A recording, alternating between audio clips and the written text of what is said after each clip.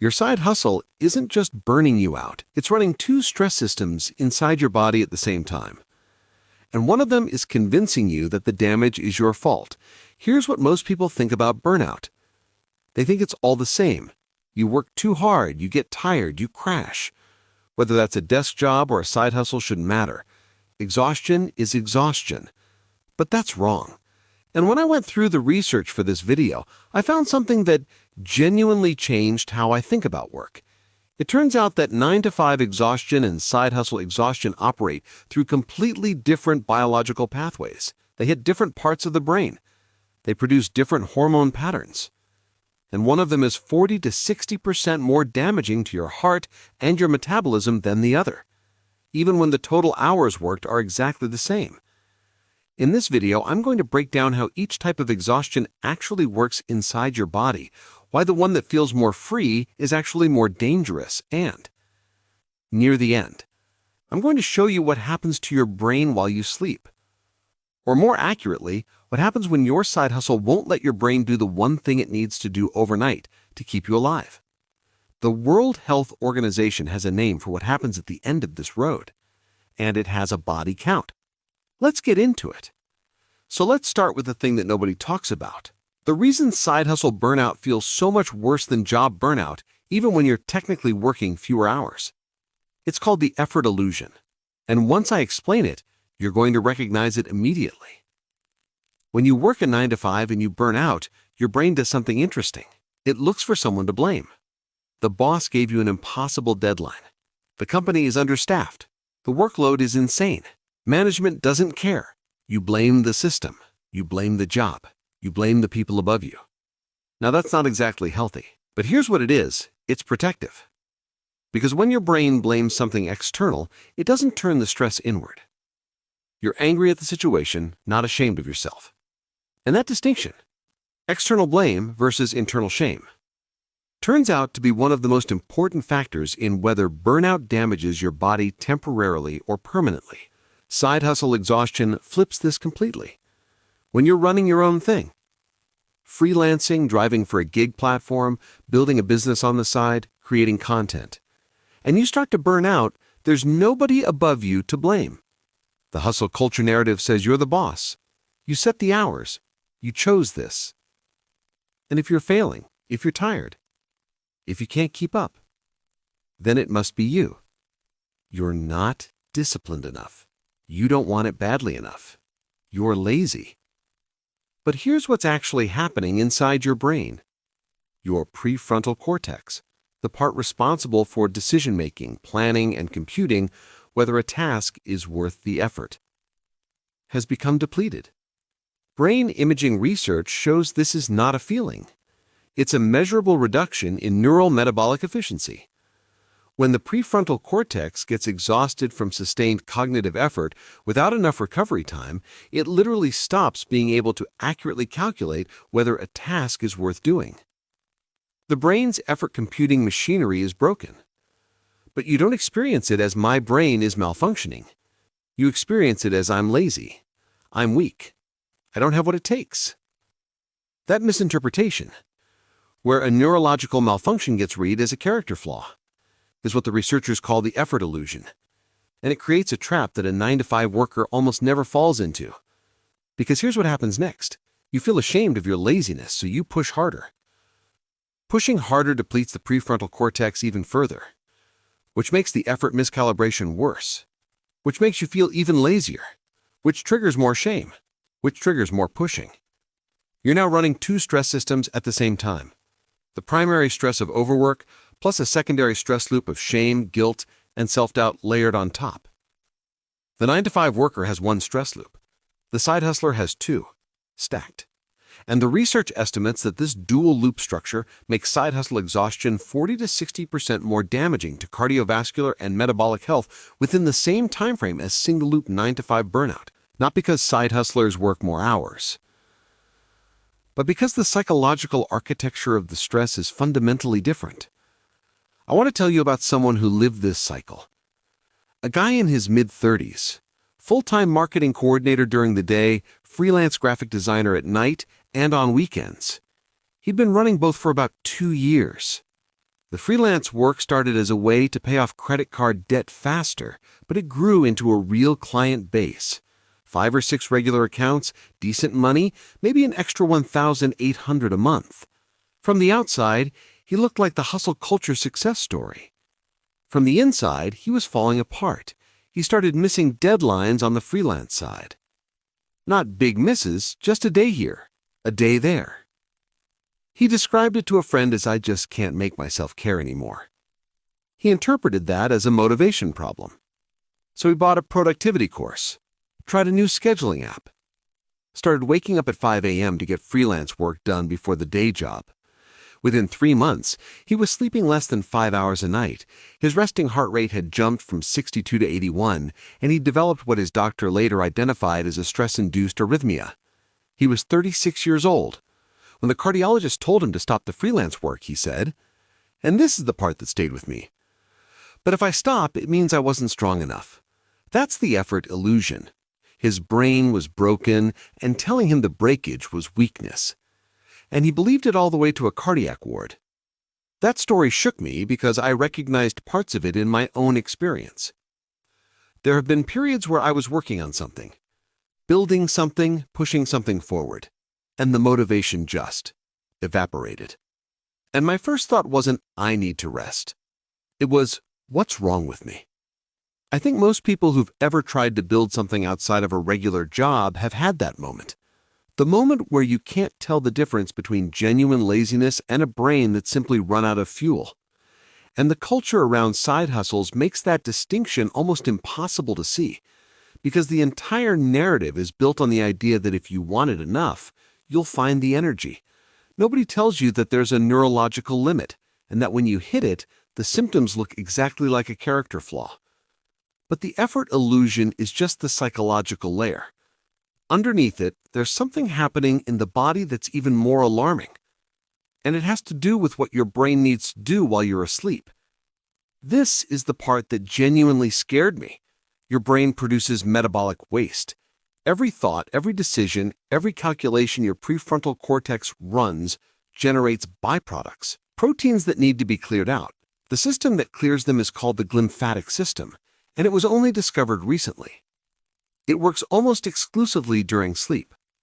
While you're unconscious, this system flushes neurotoxic waste, including amyloid beta and tau proteins, the ones associated with neurodegeneration, out of the brain. Think of it like a dishwasher that only runs at night. Every day, your brain fills the sink with dirty plates. Every night, the glymphatic system runs the cycle and clears them out. If you sleep 7 or 8 hours, the dishwasher finishes the load. The brain starts the next day clean. Now here's what happens to the side hustler. Research shows that people holding multiple jobs simultaneously lose roughly 4 to 8 hours of sleep per week compared to people with a single job. Women working night shift side work lose almost a full hour of sleep per night. That doesn't sound like a lot, but it means the dishwasher never finishes the cycle. The waste proteins don't get fully cleared. They accumulate. Day after day, week after week, month after month, the brain is sitting in its own metabolic waste. And here's the part that kills the "I'll just sleep in on Saturday" plan. A study tracked participants through 14 days of sleep restriction followed by 3 nights of full 8-hour recovery sleep. The participants who had been in the most restricted group, 3 hours per night, still showed sustained cognitive impairment after 3 full recovery nights. The brain's cleaning system doesn't do catch-up cycles. Sleep debt accumulates and it doesn't forgive quickly. You can't binge sleep your way out of it. Now compare this to the 9-to-5 worker. Even a stressed, burned-out office worker with a single job has the temporal window for sleep. Their schedule allows them to be in bed by 10 p.m. and up at 7 a.m. The quality might suffer. Insomnia, restless nights, stress dreams. But the duration is at least possible. The dishwasher has time to run. For the person working a day job plus an evening gig or a day job plus late-night freelancing, the window simply doesn't exist. They're not choosing bad sleep. They're structurally prevented from adequate sleep by the design of their working life. And this isn't just about feeling foggy the next morning. Chronic sleep deprivation does something specific and measurable to your heart. It keeps the sympathetic nervous system, The fight-or-flight system, permanently activated. Your heart rate stays elevated. Your blood pressure stays up. During the hours when your heart should be resting and repairing, it's still running at daytime speed. Over months and years, this damages heart muscle tissue. Research found that workers clocking more than 55 hours per week have a 29% higher risk of cardiovascular disease. For women, the risk is disproportionately worse. Higher odds of heart disease, cancer, arthritis, and diabetes. Because women typically carry domestic responsibilities on top of paid work, making their real total hours far higher than what labor statistics capture. People sleeping fewer than 6 hours a night increase their overall mortality risk by 13%. That's not a vague correlation. That's a measured, replicated finding. And for multiple job holders regularly getting 5 to 5.5 hours, the risk compounds year after year. Now, everything I've described so far, the effort illusion, the glymphatic failure, the cardiovascular damage, these are the mechanisms. But there's a bigger picture, and it has a name, a body count, and a recognition from the World Health Organization. That's what we need to talk about next. In 2021, the WHO officially recognized a phenomenon that had been documented for decades in Japan, karoshi. It means death by overwork, and the global numbers are staggering. In 2016 alone, 750,000 deaths worldwide were attributed to overwork-related conditions, primarily heart disease and stroke caused by excessive working hours. That's a 29% increase from the year 2000. And these aren't all factory workers or laborers. Karoshi cases include a 25-year-old actress who worked 437 hours in her final month of life, 277 of them classified as overtime. A 31-year-old reporter who died of heart failure after averaging more than 150 hours of overtime per month. Those are extreme cases. But they're not disconnected from everyday life. The thesis I went through for this video makes a direct mechanistic connection between the biological pathways of karoshi and the everyday experience of millions of ordinary people working a day job plus a side hustle. The pathways are identical. Chronic cortisol elevation from financial volatility. Because gig income is wildly unpredictable, with 45% of Uber drivers earning less than $100 a month, far below what the platforms advertise. Sleep fragmentation from algorithmic platforms that send notifications and task assignments at any hour. And the destruction of what neuroscientists call psychological detachment, the ability to mentally clock out. A 9-to-5 worker, despite all the stress that comes with traditional employment, still has structural boundaries, a start time, an end time. A commute home that creates a physical separation between work and rest. These boundaries aren't perfect. Plenty of people check emails at dinner, but they exist as a default. For the side hustler, there is no default boundary. The gig platform is always on. The client expects responses at 11 p.m. The algorithm rewards availability, and the person on the other end of all of this, the one checking their phone at 2 a.m. to see if a new task has come in, never achieves the neurological equivalent of being off duty. The income volatility piece makes this even worse at the hormonal level. The thesis details how financial uncertainty activates the amygdala, the brain's threat detection center, and keeps it chronically firing. A salaried employee knows what next week's paycheck will be. A gig worker doesn't know what tonight's earnings will be. That constant micro-uncertainty. Will I make 50 or 150 tonight? Should I keep driving or go home? Can I afford to rest, or will resting cost me more than working? Maintains the stress system in a state of permanent low-level activation. Over time, this produces glucocorticoid resistance, where the body becomes desensitized to its own cortisol and starts needing more and more of it to function, cascading into immune dysfunction, metabolic disruption, and inflammation that damages the hippocampus and prefrontal cortex.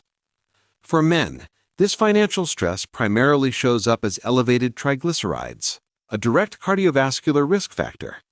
For women, it produces a broader metabolic profile: prediabetes, abdominal obesity, metabolic syndrome. Different pathways. Same root cause. The body is being slowly destroyed by a stress system that was designed for short-term threats, but is being activated permanently by a work structure that never lets it turn off. So, which one kills you faster? If I had to answer that bluntly, and the data supports this, side hustle exhaustion is worse. Not because side hustlers work more hours necessarily, but because the structure of side hustle work systematically destroys every protective mechanism that traditional employment, for all its problems, accidentally preserves. The 9-to-5 gives you boundaries, even imperfect ones. The side hustle removes them entirely. The 9-to-5 gives you someone to blame when things go wrong. The side hustle turns the blame inward and creates a shame loop that amplifies the stress. The 9-to-5 gives you a temporal window for sleep. The side hustle fragments or eliminates that window, preventing your brain from clearing the waste that accumulates during waking hours. The 9-to-5 gives you a predictable paycheck. The side hustle gives you income volatility that keeps your threat detection system permanently switched on. None of this means the 9-to-5 is good for you. 55% of the American workforce reports burnout. Traditional employment produces its own serious health consequences: depression, anxiety, cardiovascular strain, immune suppression. The 9-to-5 isn't safe. It's just less dangerous than the alternative because it preserves a few structural protections that the side hustle model strips away.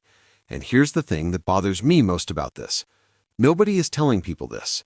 The entire cultural narrative around side hustles is built on freedom, flexibility, and being your own boss. And those things are real. There are genuine benefits to working for yourself.